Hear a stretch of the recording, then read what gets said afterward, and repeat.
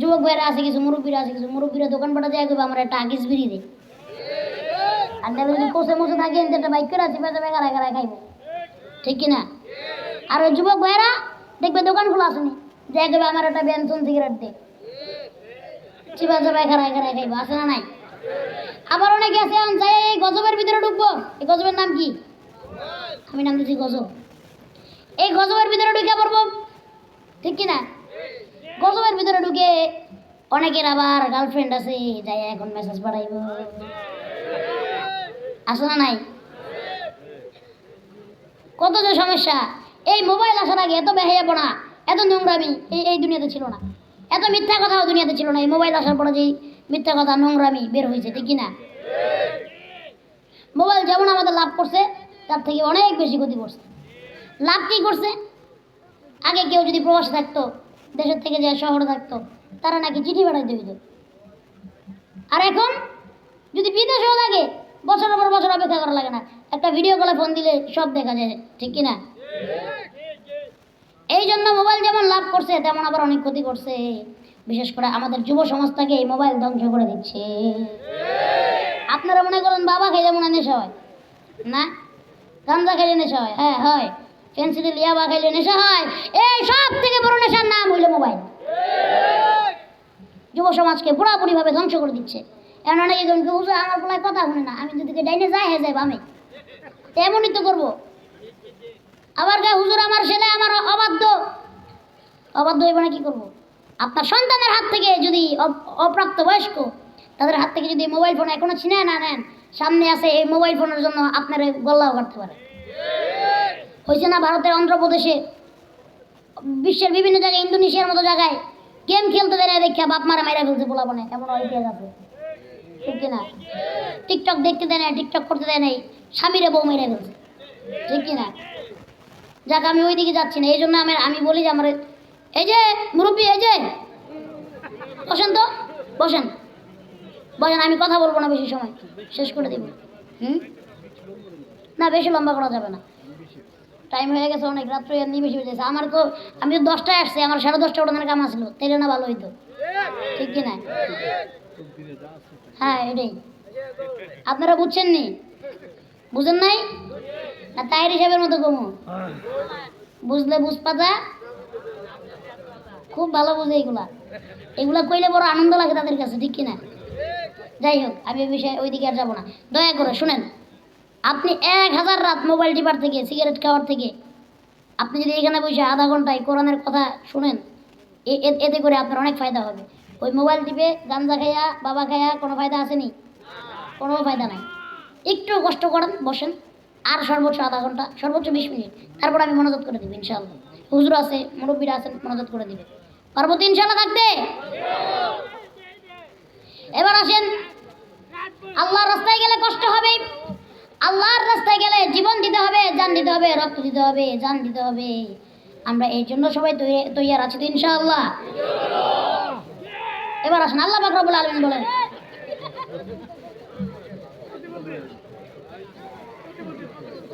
আমি কি শেষ করে দিব না? ওর সমস্যা নেই।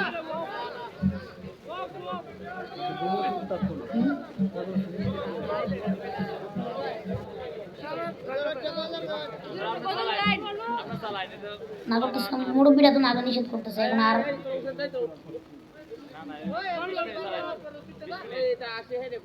না না এই জন্য। আচ্ছা ঠিক আছে, এই যে সাইলেন্ট, সকলে বলেন তো লিল্লাহে তাকবীর, নারে তাকবীর, লিল্লাহে তাকবীর, দিন ইসলাম, দিন ইসলাম, আল কোরআনের আলো, আল হাদিসের আলো, লিল্লাহে তাকবীর। আরেকটা বিষয় আছে, কথা বলি শেষ করে দিচ্ছি। তাদের কোনো দুনিয়ার মোহ ছিল না, দুনিয়ার কোনো ভালোবাসা তাদের ভিতরে ছিল না, তাদের একটা মাত্র কাজ ছিল, একটা মাত্র তাদের ইচ্ছা ছিল যে তারা কিভাবে নিজের জান দিয়ে মাল দিয়ে হলো দুনিয়াতে ইসলাম কায়েম করবে। তারা সম্পদের লোভী ছিল না, তারা প্রতিপত্তি সৌন্দর্য, তারা কোনো ইজ্জতের লোভী ছিল না, তারা একমাত্র একটা জিনিসই কায়েম করতে চেয়েছে, সেটা হলো কোরআনের আইন, ঠিক কিনা? এই জন্য তো আল্লাহ পাক রব্বুল আলামিন বলেন, ইয়া আইয়ুহাল্লাযীনা آمنوا هل أدلكم على تجارة تنجيكم من عذاب أليم تؤمنون بالله ورسوله وتجاهدون في سبيل الله بأموالكم وأنفسكم ذلكم خير لكم إن كنتم تعلمون আল্লাহ পাক রব্বুল আলামিন বলে ইয়া আইয়ুহাল্লাযীনা আমানু হে মুমিনরা হে ঈমানদারেরা হাল আদুল্লুকুম আলা তিজারাতিন তুনজিকুম মিন আযাবিন আলীম আমি কি তোমাদেরকে এমন দুইটা ব্যবসার কথা বলবো যা তোমাদেরকে জাহান্নামের কঠিন আযাব থেকে বাঁচিয়ে দিতে পারে কি এমন ব্যবসা সর্বপ্রথম আল্লাহ তাআলা বললেন কি এমন কাজ সর্বপ্রথম আল্লাহ তাআলা বললেন তুমিনুনা বিল্লাহ এক নাম্বার ঈমান আনো আল্লাহর প্রতি ঈমান কার প্রতি আনতে হবে খাজা বাবা কেল্লা বাবা ল্যাংটা বাবা শাহালি বাবা মেরালি বাবা ঈমান কার উপরে আচ্ছা সব বাবা কম বেশি আমি বুঝছি আপনাকে কিশোরগঞ্জ এলাকায় মনে হয় বাবার আস্তানা নাই আসেনি আচ্ছা সব বাবা কম বেশি বুঝছি আমি খাজা বাবা এই বাবা সে আচ্ছা ল্যাংটা বাবাটা কোন বাবা আমি তো এটা চিন্তা করি যার শরীরে কাপড়ই নাই তারা তো আমি মানুষই মনে করি না যে ল্যাংটা থাকে সে আবার পীর হয় কেন আমাদের সমাজে এখনো এই ভুল ভ্রান্তি মানুষ ছড়াচ্ছে এখনো এই ভণ্ডপীর রাস্তা না আমাদের সমাজে রয়ে গেছে যেই ভণ্ডপীর এই সমাজে শিরক ঢুকাবে মানুষের মাঝে শিরক ছড়াবে সেই ভণ্ডপীরের রাস্তা না ভেঙে দাও গুড়িয়ে দাও পারবো তো ইনশাআল্লাহ তালা বাবা খেতা বাবা কেল্লা বাবা বাবার অভাব আসেনি আপনারা ওর কথা শুনেন না ও তো মাজুর মানুষ আমি প্রথমে বুঝাই বললাম আপনারা কি আমার কথা শুনতেছেন এবার আসেন দুই নম্বরে তুমিনুনা বিল্লাহি ওয়া রাসূলিহি দুই নম্বরে ঈমান আনো আমার নবীর প্রতি ঠিক কি না নবীর পরে কোন নবী আসেনি আনা খাতামুন নবী লা নবিয়্য বাদ আল্লাহর নবী সর্বশেষ নবী আখেরি নবী হযরত মুহাম্মদুর রাসূলুল্লাহ সাল্লাল্লাহু আলাইহি ওয়াসাল্লাম তারপরে আর কোন নবী নাই আমার নবী আপনার নবী সর্বশেষ নবী আজকে দুনিয়াতে আর এই বাংলাদেশে আসতে আসতে হয়তো কিশোরগঞ্জের জমিনে এসে পড়েছে ওই দল যেই দল নিজেদেরকে নবী দাবি করে তার নাম হলো কাফেরের বাচ্চা কাদিয়ানী কাদিয়ানীদের রাস্তা না কাদিয়ানীদের রাস্তা না এই 16-17 বছর বহুত নাটক দেখাইছো জায়গায় জায়গায় যায় প্রোডাকশন পেয়ে গেছো আল্লাহর কসম করে বলি এই কথা যদি এই জমিনে আবার কেউ বলো নবীর পর নবী আছে আগে তো খালি কইতাম এটা করবো সেটা করবো এখন কিচ্ছু করবো না দেশটা ছাড়া করে দিই মাস্তে করে একবার বাংলাদেশ থেকে উৎখাত করে পাশের দেশ ভারতে পাঠায় ছাড়বো আরেকবার যদি এই কথা বলে আর ওই যে আরেক মাতারি মহিলা বদমাই বেয়াদব জন্মে ঠিক আছে কিনা আল্লাহ বলো নাম কি রাখাল রাহা এই জানোয়ারের বাচ্চা আল্লাহকে নিয়া নবীকে নিয়ে যে কুটুক্তি করেছে সে হাজার মাফ চাক তার মাফ নাই সাথে রাসূলের একটাই তার বিচার এটা হলো মৃত্যুদণ্ড বাংলাদেশের আইন আছে আইনের প্রতি আমাদের শ্রদ্ধা আছে আমরা বাংলাদেশের আইনে এটা আমরা তার বিচার সম্পূর্ণভাবে চাই সে যতই মাফ চাক তাতে কোনো লাভ হবে না যে নবীর সাথে বেয়াদবি করবে আমাকে গালি দাও আমি কিছু বলবো না আমার মা বাবাকে গালি দাও তাও কিছু বলবো না কিন্তু খোদার কসম করে বলি আমার আল্লাহ আর আমার আল্লাহর নবীকে গালি দিলে এই 16-17 বছর কি হয়েছে বলতে পারি না এই নতুন বাংলাদেশে যদি আমার আল্লাহর নবীকে কেউ গালি দাও কেউ কুটুক্তি করো খোদার কসম করে বলি তাকে যেখানে পাওয়া যাবে সেখানেই তাকে জ্যান্ত কবর দেওয়া হবে এই কিশোরগঞ্জের জমিনেও যদি এমন কোনো সাতেমে রাসূল পাওয়া যায় এমন কোনো আল্লাহ বিরোধী নবী বিরোধী পাওয়া যায় আর তারা যদি উল্টাপাল্টা আমার নবীর সামনে আল্লাহর সামনে বলে এই কিশোরগঞ্জের মানুষ এই তারাইলের মানুষ তাকে যেখানে পাবে সেখানেই জ্যান্ত কবর দিয়ে দিবে এই জন্য মাফ চাই আর কোনো লাভ নাই এর শাস্তি আমরা দেখতে চাই আর শাস্তি না হইলে শাস্তি একটা আমরাই দিয়ে দেবো ঠিক কিনা এই জন্য বলবো আল্লাহ এই জন্য বলেন প্রথমে আল্লাহর সাথে কাউকে শরীক করো না দ্বিতীয়ত নবীর সাথে কাউকে শরীক করো না আর 3 নম্বরে আল্লাহ পাক 2 নম্বরে আল্লাহ পাক রব্বুল আলামিন বলেন তুমিনুনা বিল্লাহি ওয়া রাসূলিহি ওয়া তুজাহিদুনা ফি সাবিলিল্লাহি বিআমওয়ালিকুম ওয়া আনফুসিকুম যালিকুম খায়রুল লাকুম ইন কুনতুম তা'লামুন। আল্লাহ এবার বললেন তুমি জিহাদ করো, আল্লাহর দেওয়া মাল, আল্লাহর দেওয়া জান দিয়ে আল্লাহর রাস্তায় পারবো ইনশাআল্লাহ। এটাই তোমাদের জন্য অতি উত্তম। আমরা আল্লাহর রাস্তায় জিহাদ করতে হবে, সর্বপ্রথম জিহাদ করতে হবে নিজের নফসের সাথে। এখনো অনেকে গুনাহ ছাড়তে পারি নাই, এখনো অনেকে সুদ খাওয়া ছাড়তে পারি নাই, এখনো অনেকে হারাম খাওয়া ছাড়তে পারি নাই, ঠিক কিনা? কিন্তু নামে নামে কি করি? মুসলমান দাবি করি। আমরা নামে মুসলমান কিন্তু কামে মুসলমান না, ঠিক কিনা? এখন অনেক মুরব্বী আছে বড় বড় দাড়ি, সুদ খায়, আছে না নাই? এখনো অনেক মানুষ আছে সুন্দর সুন্দর কথা বলে, কি সুন্দর মিষ্টি মিষ্টি কথা, কিন্তু তার মনের ভিতরে শয়তানি দিয়া ভরা। ভাইয়ের হক মারছে, বোনের হক মারছে, এমন মানুষ আছে না নাই?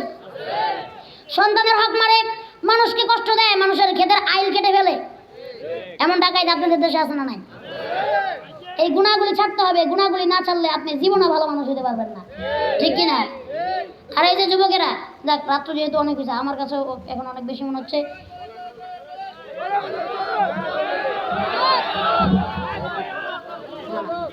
আস্তে আস্তে সাইলেন্ট। আর 10 মিনিট চলবে সর্বোচ্চ, তার বেশি না। আপনাদেরকে শুধু একটা বিষয় বলে দিই, তারপরে ইনশাআল্লাহ শেষ করে দেব। আমি কি করবো কোন? আমার কিছু করার নেই। এই পাবলিক খালি কয় হুজুর ওয়াজ করেন, খালি কয় হুজুর চাইলেন না। তাহলে এই দাবিটা 10:30টার দিকে করা যায় নাই? তাহলে তো আরো ভালো হইতো। আমি 10টায় উপস্থিত হয়েছি এখানে আইসা। আচ্ছা শুনেন, কথাগুলো শুনেন, শেষ করছি, শুনেন এই কথাটা শুনেন, সবথেকে ভালো হবে। গুনাহগুলি ছাড়তে পারবো তো ইনশাআল্লাহ?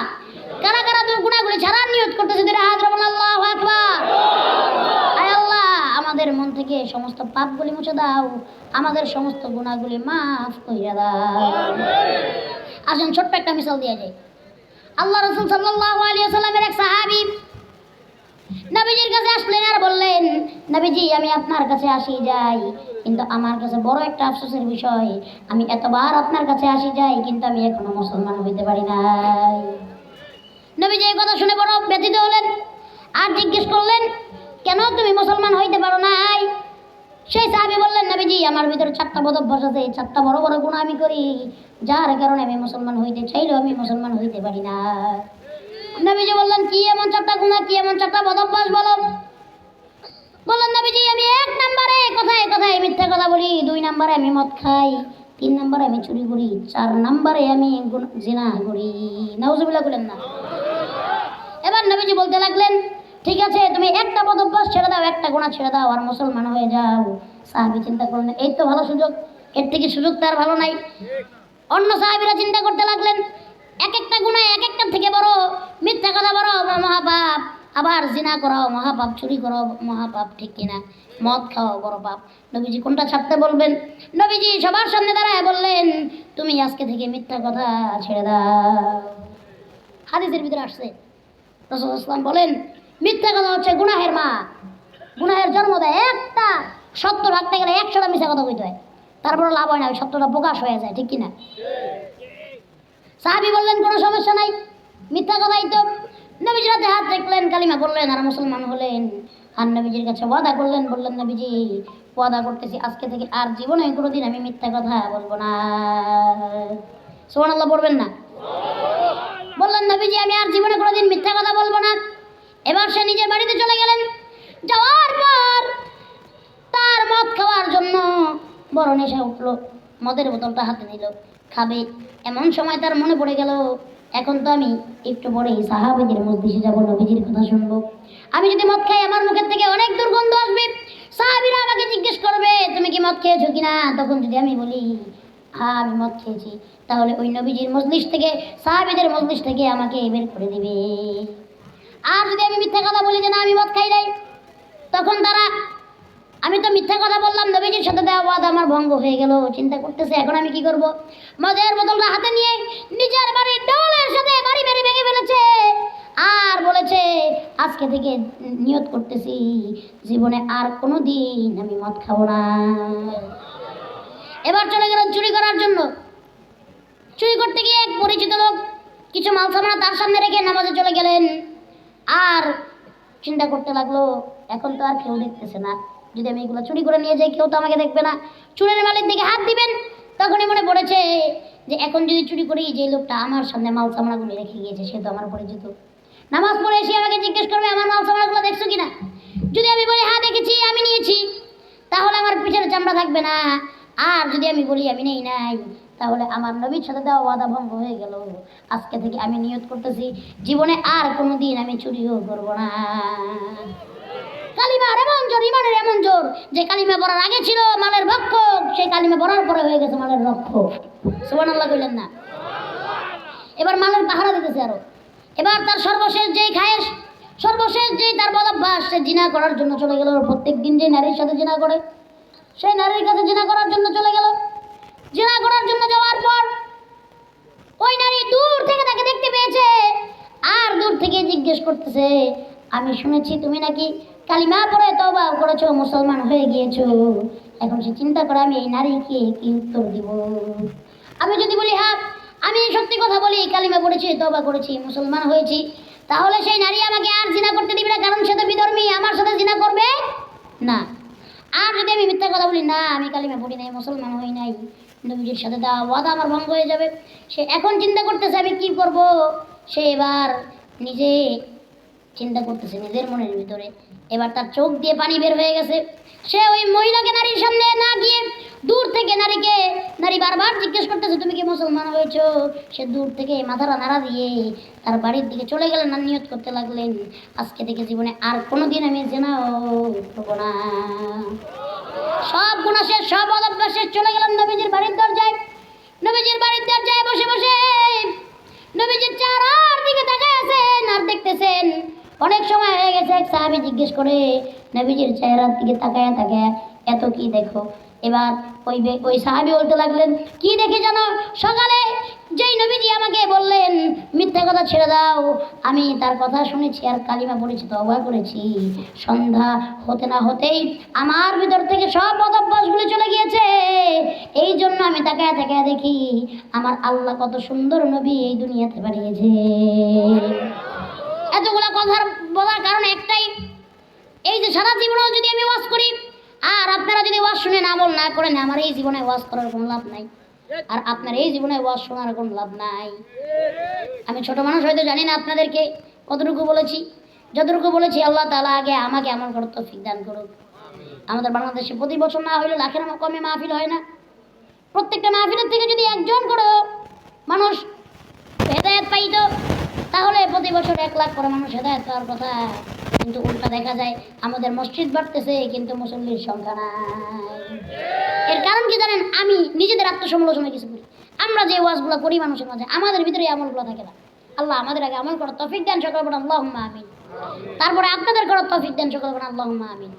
আমি অনেকগুলো কথা বলতে পারবো না, একটা নিয়ত আপনাদের কাছে করা যায়। একটা জিনিস আমি আপনাদের কাছে চাই যে একটা নিয়ত আপনারা করবেন, আজকে থেকে জীবনে আর কোনোদিন মিথ্যা কথা বলবেন না। আমি আপনাদের হাত উঠাইলাম না, আপনারা নিয়ত করেন যে আজকে থেকে আমরা আর জীবনে কোনোদিন মিথ্যা কথা বলবো না। আল্লাহ তাআলা আমাদের এই মিথ্যা কথা থেকে বাঁচার তৌফিক দান করে, সকলে বলছে আল্লাহুম্মা আমিন।